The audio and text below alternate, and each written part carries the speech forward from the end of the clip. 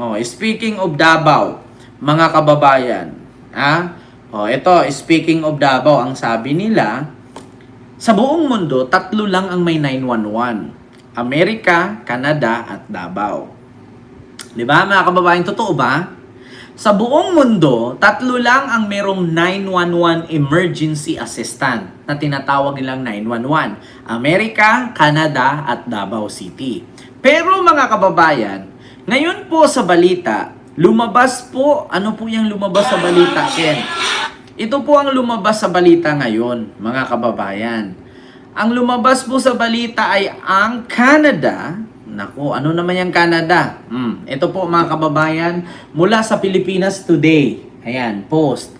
Ang Canada naglabas ng travel alert sa kanilang netizen. Sa madaling salita mga kababayan, mga Canadian national or Canadian citizen, naglabas po ng travel alert ang Canada para sa inyo. Yung mga Canadian citizen, mga Canadians, naglabas po ng travel alert ang Canada para sa kanilang mga citizen, sa Pilipinas.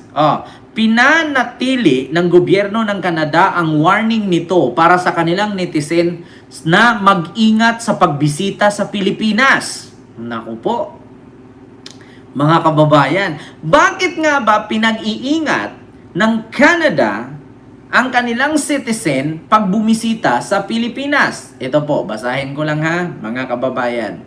Basahin po natin. Ito, medyo mahaba-haba po yan ha. Nakalagay dito. Sa kanilang update travel advisory, pinanatili ng Canada na ang babala nito para sa mga babiyahe o biyahero sa Pilipinas na mag-ingat dahil sa krimen, terorismo at kidnapping cases sa bansang Pilipinas. Nag-issue ang Canadian government ng Avoid All Travel warning sa mga lugar sa Western Mindanao. Kabilang na dyan ang Davao. Hala! Naku, Davao ha. Akala ko ba ang Davao ay malinis, pinakamalinis sa buong mundo. Bakit nakalagay dito? Avoid all travel. Warning sa mga lugar sa Western Mindanao. Kabilang na ang Davao, Basilan, Cotabato, Lanao del Sur, Lanao del Norte, Maguindanao, Misamis Occidental, Sarangani, South Cotabato, Sultan Kudarat, at ilan pang lugar sa Zamboanga Peninsula. Ayon sa advisory, ang naturang mga lugar ay mayroong serious threat of terrorism, kidnapping, high levels of crime, and violent clashes between the security forces and rebel groups. Naku po, mga kababayan. So, ibig sabihin, ang intelligence ng Canada ay nakasagap, pinapaiwas ang mga Canadian citizen or ang mga turistang Canadian sa Pilipinas na huwag pumunta or avoid all travel sa Western Mindanao. Una dyan ang Davao, Basilan, Cotabato, Lanao del Sur, Lanao del Norte, Maguindanao, Misamis Occidental, Sarangani, Cotabato, Sultan Kudarat, at ilan pang lugar sa Zamboanga Peninsula. Ayon sa advisory, ang naturang mga lugar ay mayroong serious threat of terrorism, kidnapping, high levels of crime, violent clashes between the security force and rebel groups. Samantalang nasa avoid non-essential travel category naman ang bahagi ng Central at Eastern Mindanao, kabilang ang Agusan del Norte, Agusan del Sur, Bukidnon, Davao City, Misamis Oriental, at ilan pang parte ng Surigao del Norte at Surigao del Sur. Avoid non-essential travel. Naku po, mga kababayan. Ay baliktad, Davao lang pala, hindi siya Davao City. Ang Davao City is part ng Canadian Avoid All Travel. Ito namang Avoid Non-Essential Travel ay ang Davao Region. Naku po, mga kababayan. Batay sa advisory na naturang mga lugar ay may risk ng kidnapping at criminal activities. Naku po, tignan mo, ibang bansa na ang nag-alerto. Marital tayo, taga Davao. Di ba? Kita ninyo? Akala ko ba ang Davao malinis? Akala ko ba ang Davao Magaling. Akala ko ba ang Davao ay Davao all, sana all. Pero, bakit ganun? Buset na Duterte na damay aming lugar. Kasi, alam niyo sa totoo lang mga kababayan, hindi, ito travel alert po yan ng Canada. Ayan, naglabas po ng travel alert ang Canada. Alam niyo sa totoo lang mga kababayan, kaya po nagaganyan po ang Canada. Syempre, alam niyo naman pag mga Canadian citizen, syempre, concerned din po yung Canada. So, sa madaling salita mga kababayan, nangyari kasi, nag-umpisa kasi yan noong merong dalawang dayuhan na bumisita sa Pilipinas noong November 1 hanggang November 28 and then lumipad ng Australia at doon ay nag-mass shooting or shoot yung parang nirakrakan niya yung mga naliligo doon sa Bondi Beach, Bondi or Bondi Beach sa Australia. Naku mga kababayan, Diyos ko, tignan ninyo, pinag-iingat na. Oo, pero wala akong narinig na Ilocos Wala akong narinig na pinag-iingat ang mga turisto sa Ilocos. Tungkol yan sa shooting sa Australia. Kaya nga Ma'am Ginger T, diba, Kent, dito din alert mga pulis at mga sundalo. Sabi ni Ma'am Virginia Guerrero. Kaya sabi ko sa inyo mga kababayan, na sa totoo lang, nakalagay po sila dito, nag-alert po ang Canada.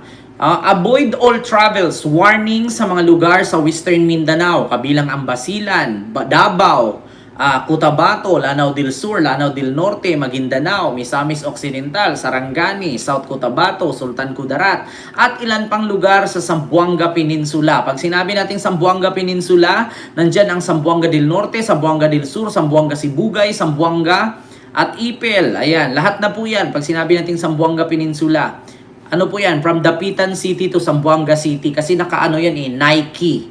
Naka-check badge yung naka-check. Hugis check ang Zamboanga Peninsula.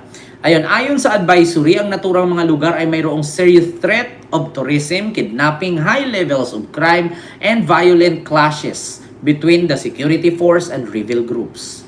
Nako po, wag na tayong magpakubid pa. Ang ganda kaya ng Davao, walang baha, walang krimen. Nako, Ma'am Escobar Ruena, sinabi mo lang yan. Wala naman talagang baha doon. Sabi nga ni Pulong, ang Davao, hindi yan katulad sa Maynila na bawat distrito may swimming pool. Kasi dito sa Davao, lahat ng distrito dagat. Diba? Adrina Malok, ay nako, hanggang ngayon sim spot pa ring terrorist area sa southbound. Kaya nga, Ma'am Adrina Malok, lahat talaga yan. Pag sinabi natin dyan, Cotabato, Sarangani, diba? Sultan Kudarat, Maguindanao, lagi na lang yung napapasok. Kaya minsan kahit nga mga Pilipino lang, taga Maynila, iwasan din po ninyong pumunta sa mga ganyang lugar, lalong-lalo na't wala kayong mga kaibigan or mga kasama. Walang problema kung pumunta kayo sa mga lugar na yan. Kung ang mga kasama ninyo ay mga kaibigan ninyo, kamag-anak ninyo, or 'di ba, mga kaklase ninyo, kasi sweto na sila sa mga lugar na yan. Pagdating sa dito sa parting Mindanao, sa Northern Mindanao. Ang problema lang kasi yan kung dayuhan ka, tas pupunta ka sa lugar na yan, tas 'di ba, naalala nyo yung kababayan ko nakapangasawa ng vlogger na Amerikano? Kinuha siya dun sa bahay nila, dinala siya sa laot, tapos dun siya binaril. Yung vlogger na sikat sa Amerika, nakapangasawa ng Pinay, taga sa amin. Dinala siya sa dagat. Di ko alam anong pangalan ng vlogger na yun, na may tindahan sila, nakapangasawa siya ng Pinay. Tapos kinuha siya doon sa bahay ng Pinay. Oo, napanood ko yung taga sa inyo pala yun. Oo, Ma'am Adrina Malok. Oo, kasi yung mama ko taga dyan. Doon sa lugar ng babae, taga doon mismo talaga kami. Malapit kami sa dagat Kaya nga sabi ko sa inyo, dati kapag dumating yung mga bangka naghihila ng lubid, may kasamang lambat yan, tumutulong ako maghila. O si Elliot, oo, Ma'am Silva Glory, si Elliot. Totoo yun. Si Elliot, yung vlogger na sikat. Anong ginawa? Hinusted siya, tapos walang parang kidnap for ransom, walang tawag doon, walang nag-ransom kasi Hindi naman din alam nung asawa niya at saan naman kukuha ng pera yung asawa niya. Itindahan lang naman yung kinikita sa pagbablog. Dinala sa laot, tapos pinatay, tapos tinapon. 'Di ba? From Rhode Island, yung foreigner. 'Di ba, Ma'am Silpa Glory? Ganda ng balat mo, di halata. Ganda ng balat mo, ano daw? Daming kaibigan ko sa Zamboanga, Sibugay, mga santilan, sabi ni Sir Henry Nunez. Nako, marami ako. Zamboanga, Sibugay, santilan? Edi, Sir Henry Nunez, may kakilala ka din dyan na bakla na santilan. Kaibigan ko yun. Naging kasama ko sa salon dati kay Boss Mike Cervera. Marami akong kaibigan dyan, mga taga Zamboanga, Sibugay, taga Ipil, taga Shukun. Marami akong mga taga Zamboanga, Peninsula, mga taga Davao, Basilan, di ba? Balat kutis, balat kutis yun, Ken. Sabi ni Ma'am Raida Channel. Oo, bakla nga. Santilan, Sir Henry Nunez.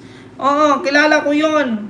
Kung may santilan ka dyan, ano siya, mahaba ang buhok. Pangalan nung bakla na yun. Marami yan sila. Taga Zamboanga, Sibugay.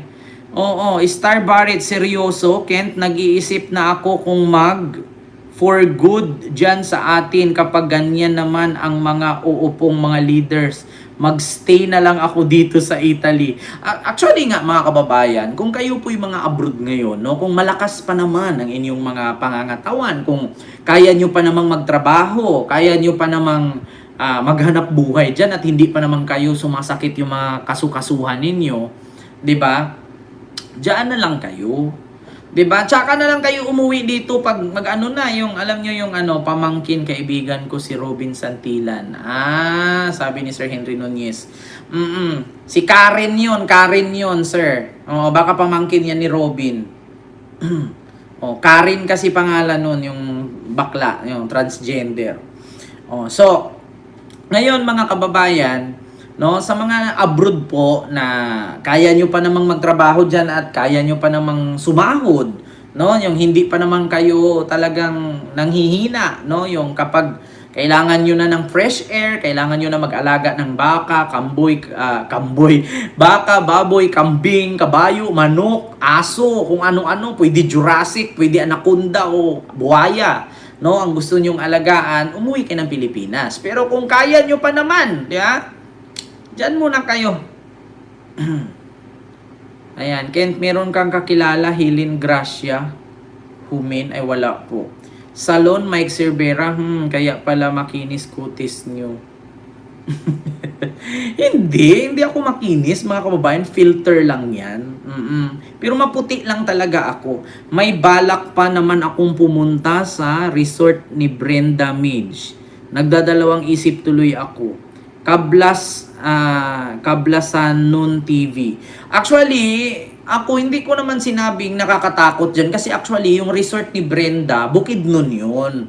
Pero sa parting Bukidnon, pumunta ka doon kung marami kang kakilala, maganda doon. Actually, ang kinakatakutan ko lang namang lugar is part ng Maguindanao.